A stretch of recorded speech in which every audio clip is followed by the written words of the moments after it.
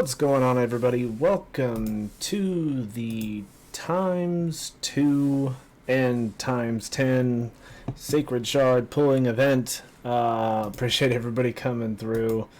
You know the deal. It's time to do it.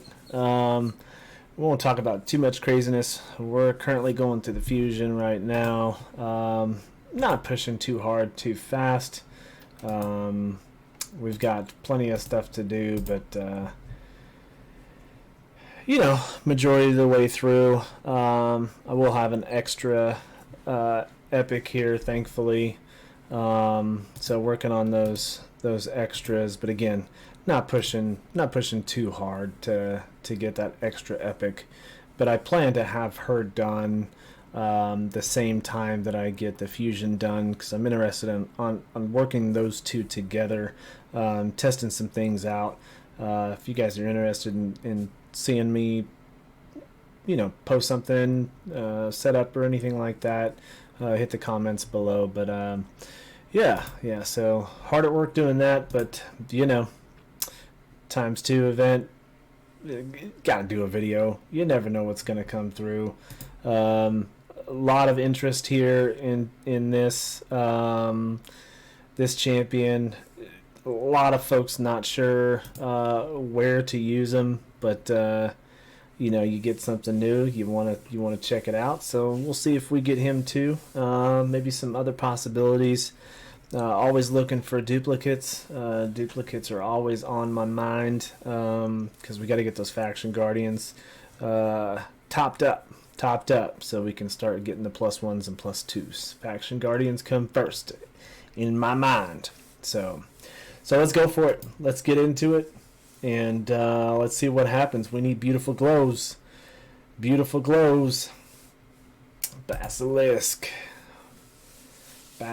is not who I'm looking for right now. Juliana. Attacks one enemy, removes one random buff from the target, and has a 75% chance of placing an HP burn debuff for 3 turns. A2, 30% increase critical rate buff on this champion, then attacks one enemy 2 times, 5% poison debuff for the target 3 turns if this attack is critical. And yeah, partnered with Romeo, not Juliet. Juliana. There we go. So not the best of the best, but 103 speed. 103 speed's pretty quick. Give me that beautiful glow. Cornelia. Oh man, is she just, I mean, just useful everywhere. Really wicked looking. I mean, I just love the eyes. She is becoming the new solo queen in Doom Tower. So if you don't have her, or you do have her and you don't know what to do with her, I've got one video myself up. More of a simpler build for Doom Tower normal on solo, but there are other videos out there for Doom Tower hard, more advanced builds and things like that. So yeah, lots of stuff out there. Definitely check out my video if you're on Doom Tower normal, want a more simpler, easy, accessible build to work on your Doom Tower if you're stuck anywhere. So she is beautiful everywhere. Arena CC, I mean, just she'll get the job done. Cornelia is just nice. And yeah, faction war, she's a goddess, that's for sure. Now who we're looking for right now, though. Let's get out of this purple, man. Sanguina. Okay, let's go. Alright, new epic for me, Pestilence. 2-time random attack for A1. 30% chance of placing leech. A2, attack one enemy, has 50% chance of placing HP burn for 2 turns, heals all allies 15% of their max HP if the HP burn is placed, fills the turn meters of all allies by 15% if the HP is not placed. Very interesting. Plus or minus, plus or minus. What do you want? Not like you have a choice whether it hits or not. I guess you can build it with no accuracy if you for sure want that turn meter fill. But, to each their own, right? Alright. Here we go. 5 turn cooldown, battle weirding level 1, 50% increase accuracy buff, and 30% increase critical damage buff on all allies for 2 turns. We can book it down to 3 turn cooldown. Interesting. I mean, he's pretty wicked. I love the art. Love the art on this champion. That dagger is just wicked cool.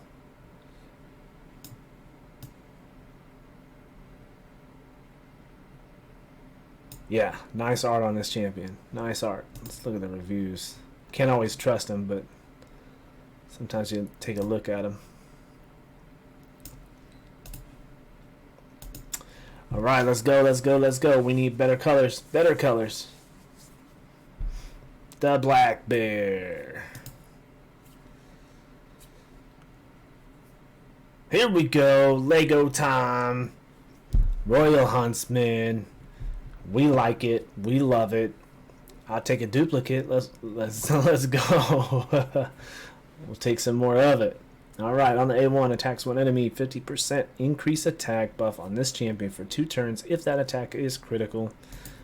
On the A2, attacks all enemies, places a 60% decreased defense on the target for 2 turns if the attack is critical.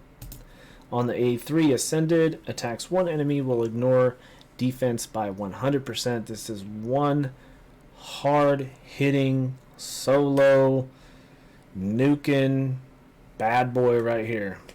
Very bad boy right there. 100 base speed, very nice to work with.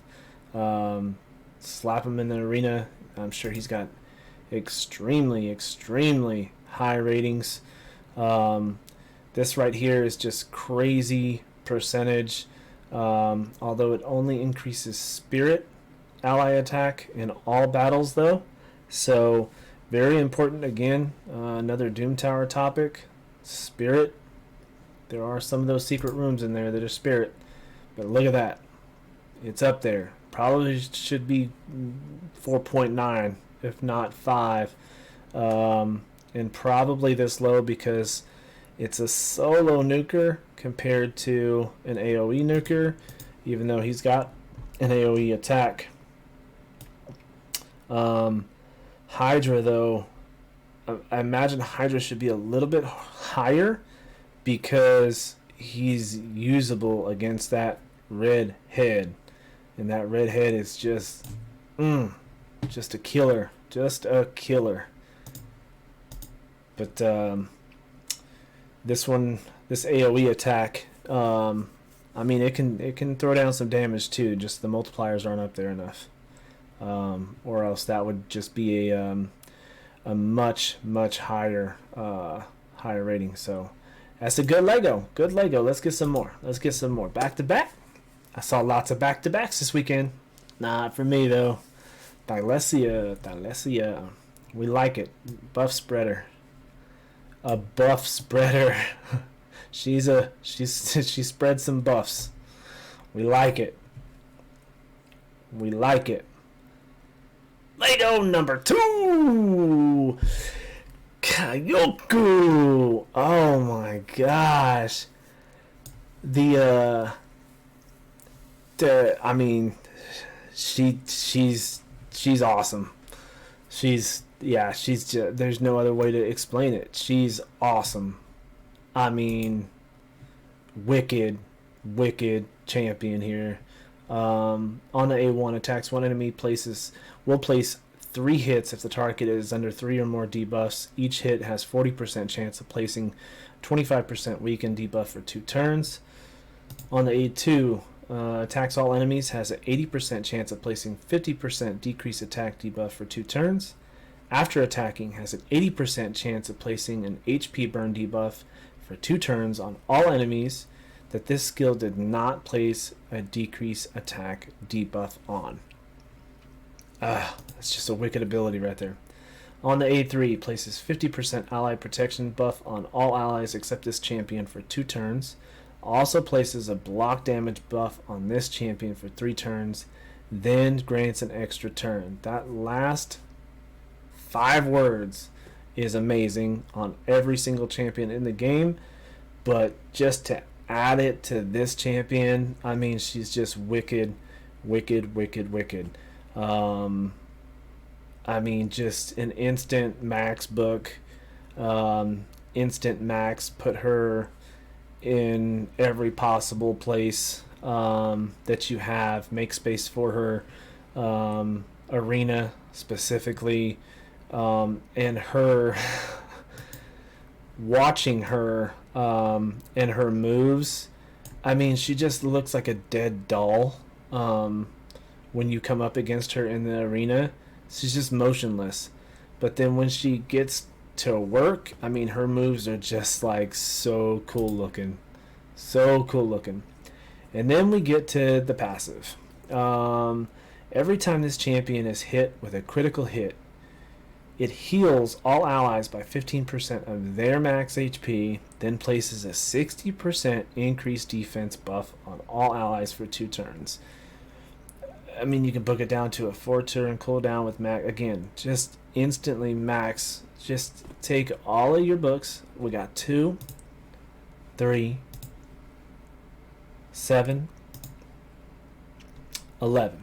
Just take 11 legendary books and just consider them gone. Just book her out and consider it done. Find your best gear, slap it on her. Lots of speed because she needs a lot more speed than everybody else, because she's under 100 speed base rate, and just consider, you know, all your work to be done for you. That's it. Congratulations. Dub for me. You want to see the reviews? There you go. Faction Wars, I don't know why it would be that low, but I mean, everywhere else,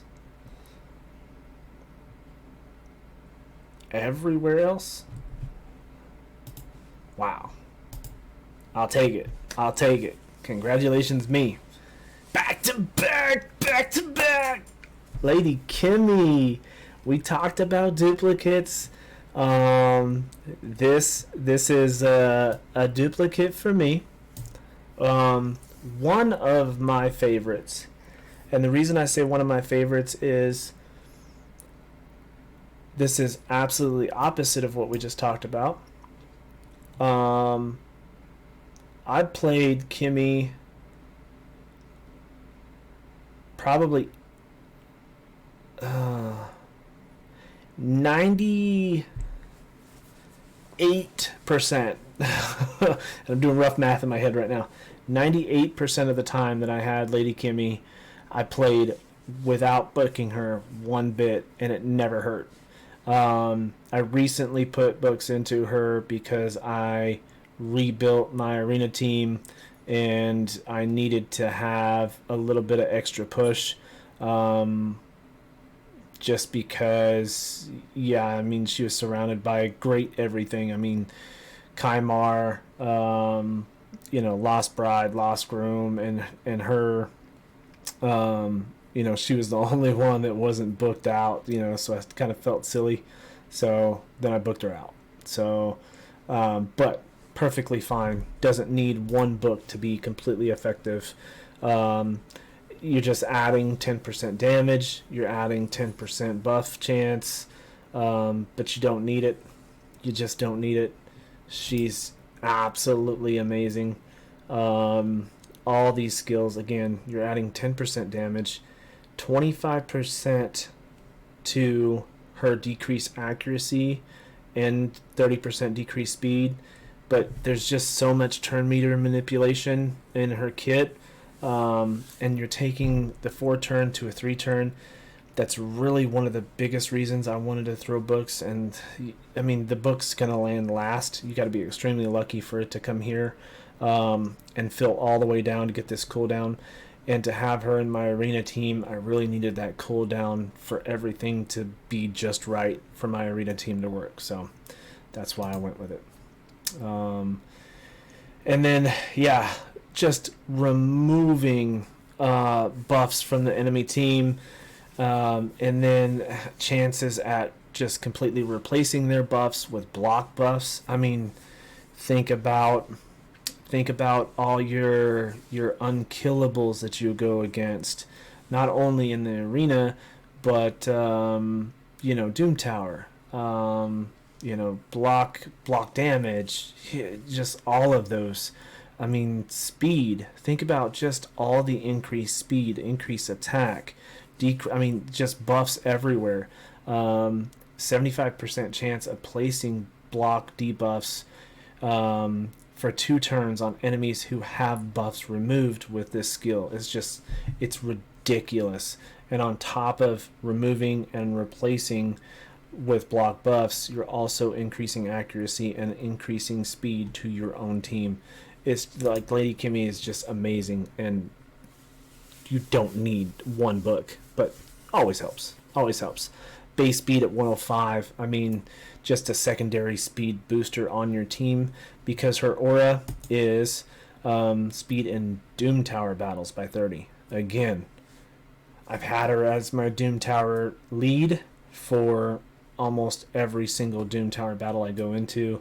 Doom Tower hard, you got to change it up quite a bit. So Doom Tower easy, she's in every single battle that I go into as my lead. So just an amazing champion, and I'm happy to have a duplicate to Faction Guardians, baby. Faction Guardians. So let's go. 3 in a row. Look at this ugly mug, boy. Virgo Mart. Car. I played against him in arena a couple times. Let's check out all these reviews. They're very, very old. Makes you want to think about turning him into a 5-star chicken, but I don't know. 35% chance of placing stun. Chance increases by 15% for each buff on the target. It's interesting. Removes all provoked debuffs and 1 random debuff from all allies. Places a 60% increased defense buff for 2 turns on all allies who have debuffs removes. Also places a shield buff on all allies equal to 20% of this champion's max HP. Okay, he doesn't have a crazy HP. But it's on 2 turns. Okay. Attacks all enemies, removes 1 random buff from each enemy, 75% chance of removing 2. Place 100% heal reduction for 3 turns on enemies who have 1 or more buffs removed. Also places 60% decreased defense debuff for 2 turns on enemies who have 2 buffs removed. Very interesting.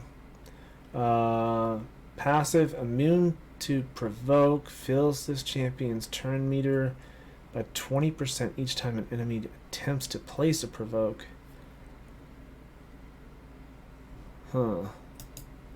Very, very niche, I think. Alright, can we make it 4 in a row? Would have liked to get that new champion. I was very interested in throwing him into Hydra. But here we go with Lady Attessa. Sacred Order is just going buck wild these days. 25% chance on attacking 1 enemy and placing block buffs for 2 turns. And then single hitter, 50% chance of placing stun for 1 turn. And then we have attacks 1 enemy with 2 random allies. Damage inflicted by this champion and any allies joining this attack will be increased by 10% if the target is under stun. Allies joining this attack will use their default skills as always. that could be pretty epic right there. Depending on who you are matched up with and what the multipliers are on those A1s, that can get pretty nasty pretty quick. Looking that down to a 4-turn cooldown, make her survivable, make her last, get those cooldowns, throw her in with a Prince Kymar, get that reset a couple times. Could be quite nasty, quite nasty. All right, we are gonna call it there.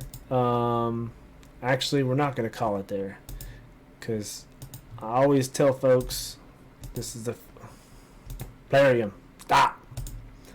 I always tell folks it's the first thing that I do when I get done, and it definitely is the first thing I do when I get done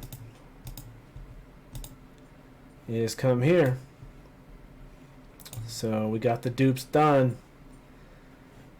Oh, it's such a hard life, man. Such a hard life. We got all the epics done everywhere.